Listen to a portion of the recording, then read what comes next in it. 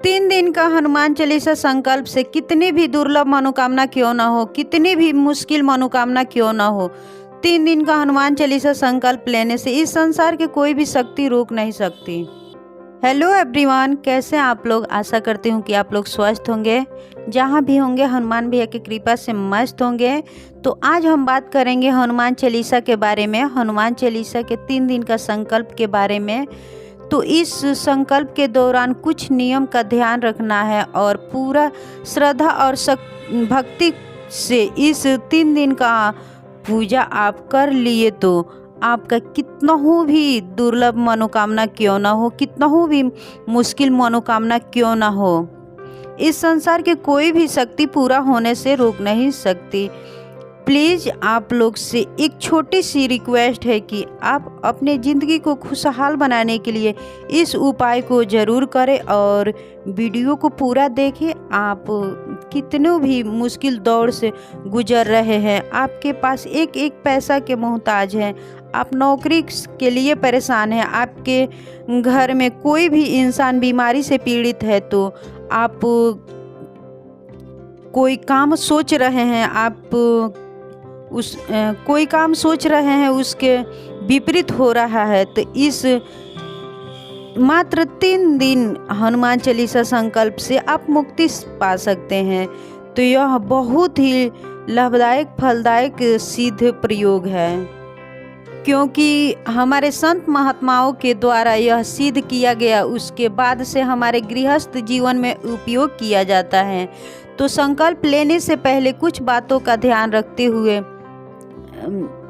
सबसे पहले शुक्ल पक्ष से मंगलवार के दिन से शुरू करना है आपको, और एक रेड कलर का आसन लगा लेना है, और संभव हो सके तो उस दिन आप रेड कलर का कपड़ा ही पहने। उसके बाद से राम दरबार और बजरंगबली भैया का फोटो लेके आना है आपको, और एक आसन रेड कलर का ही भगवान को आसन लगाइएगा, और एक अखंड ज्योति जलाइएगा और अखंड ज्योति को आसन भी लगाइएगा। इन सब बात का ध्यान अवश्य रखिएगा। और अपने भगवान को जो भी प्रसाद है आपके घर में, बूंदी का लड्डू हो गया, किशमिश हो गया, तो उसमें आप 2 पत्ता तुलसी अवश्य दल डालें, क्योंकि बिना तुलसी पत्ता के राम जी और राम भक्त हनुमान भोगों को ग्रहण नहीं करते हैं। और एक भोजपत्र लेके आना है, आपके नज़दीकी मार्केट से मिल जाएगा, 5-10 रुपये में मिलता है। उस भोजपत्र पर आपका जो भी मनोकामना है वो आप अच्छे से लिख लीजिएगा। रेड कलर का ही पेन से आप लिखें, और लिख के उसके बाद से खूब अच्छे से फोल्ड करके और हनुमान भैया के फोटो के नीचे आप रख सकते हैं। धूप और अखंड ज्योति जलाइएगा। अखंड ज्योति का मतलब हो गया रात भर जलने दीजिएगा, और अखंड ज्योति के नीचे आप आसन अवश्य लगाइएगा। आसन आप फूल से लगा सकते हैं, आपके घर जो चावल है थोड़ा सा उससे भी आप लगा सकते हैं, तो आसन अवश्य लगाइएगा। और आपके पूजा रूम में जो लोटा रखे हैं पूजा करने के लिए, उसमें 1 लोटा जल लेना है और 1 गिलास जल। तो ध्यान दीजिएगा, थोड़ा भी एस्केप मत कीजिएगा, क्योंकि आप स्किप करके देखेंगे तो आपका हो सकता है कि 3 दिन तक ही गलती कर बैठेंगे। यही बात आपको 3 दिन तक मायने रखेगा, तो ध्यान पूर्वक आप सुनिएगा, क्योंकि थोड़ा भी एस्केप मत कीजिएगा। 1 गिलास जल लेना है और 1 लोटा जल लेना है। तो मैं दोनों का उपाय बताऊंगी कि गिलास के जल से क्या होगा और लोटा के जल से क्या होगा, तो आप ध्यान से सुनिएगा। तो गिलास का जो जल है वह हम अखंड ज्योति जलाएंगे हैं, उसके लिए है। तो वह आपको बायां हाथ से दाहिना हाथ में गिलास से जल से लेना है। आपको बायां हाथ से दाहिना हाथ में थोड़ा सा जल लेना है, और 3 बार आपको ऐसे घुमाकर और ओम गणेशाय नमः बोलकर गणेश भगवान से क्षमा या अर्चना मांग लेना है। हे गणेश भगवान, मैं 3 दिन का संकल्प ले रही हूँ, आप इसमें बाधा न डालें, और 3 बार घुमा के और अखंड ज्योति जो जलाए हैं वहाँ नीचे हम छोड़ देंगे। तो सबसे पहले तो हम गणेश भगवान को, हमारे सनातन धर्म में कोई भी पूजा होता है तो सबसे पहले गणेश भगवान का नाम रखा जाता है। तो हम गणेश भगवान से क्षमा याचना कर लिए। और आगे मैं जो बताने वाली हूँ वह बहुत ही इम्पोर्टेंट है, तो आप ध्यानपूर्वक सुनिएगा। तो जो लोटा का जल है उससे हम बायां हाथ से दाहिना हाथ में थोड़ा सा जल लेंगे, उसमें फूल और थोड़ा सा अक्षत लेंगे, चावल थोड़ा सा लेंगे। अब हम संकल्प लेंगे। तो सबसे पहले जहाँ जिस स्थान से है वहाँ का नाम रखेंगे, उसके बाद से अपना नाम रखेंगे, समय किस टाइम से आप संकल्प लेने जा रहे हैं उसके बाद से हम गोत्र का नाम रखेंगे।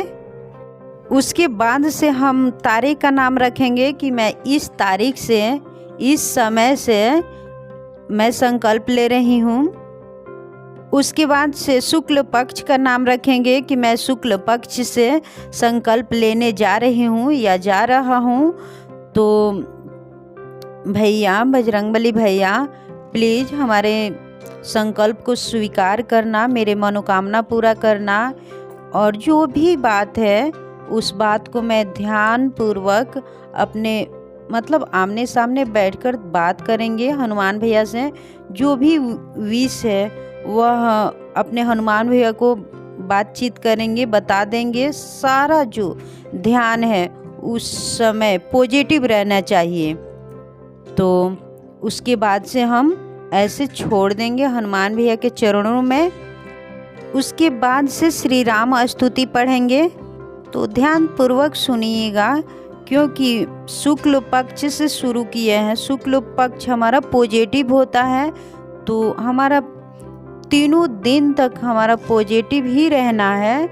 तो सबसे पहले श्री राम स्तुति पढ़ेंगे और 3 बार हनुमान चालीसा पढ़ेंगे और हनुमान अष्टक पढ़ेंगे और आरती से पूर्णाहुति करेंगे। तो हमारा पहला दिन का संकल्प पूरा हुआ। और दूसरा दिन सेम वैसे ही करेंगे।